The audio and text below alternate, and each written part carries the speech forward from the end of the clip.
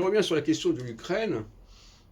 Ce qui nous manque terriblement, en fin de compte, c'est une instance à l'échelle mondiale.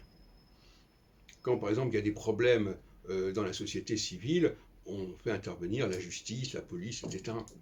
Mais là, les gens se font justice eux-mêmes.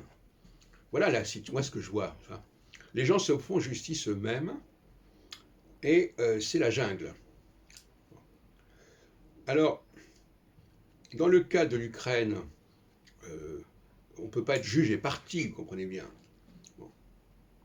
Dans la phase actuelle, on a un Occident qui fait de l'ingérence, pour employer l'expression de Kouchner, qui s'occupe de ce qui se passe en Russie et en Ukraine, tout comme la France a déclaré la guerre en 1939, avec l'Angleterre d'ailleurs,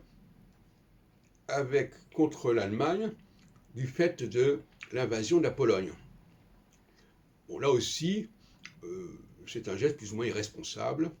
Et d'ailleurs, pendant un an, elle n'a rien fait. Bon, et après, ben, elle s'est exposée à... Parce que l'Allemagne s'est préparée à l'invasion. Et on a vu ce qui s'est passé à Dunkerque, etc. Donc,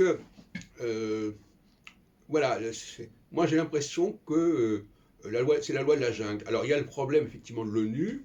Il y a le veto de la Russie qui fait qu'on ne peut pas prendre certaines décisions au niveau de l'ONU. Dans le cas de l'OTAN, il y a des pays qui font partie, qui ne font pas partie.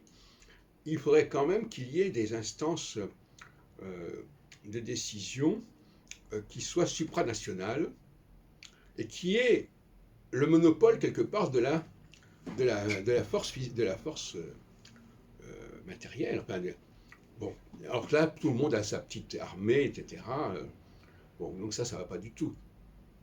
Donc là, il y a une déliquescence de l'ordre mondial. Ce n'est pas le fait de celui-ci ou celui-là, c'est le fait qu'il n'y a pas cette instance, qu'il aurait fallu d'ailleurs établir depuis longtemps, et qui aurait permis d'intervenir, mais il aurait fallu à ce moment-là interdire la diffusion des armes entre les différents pays et la réserver à cette instance supranationale.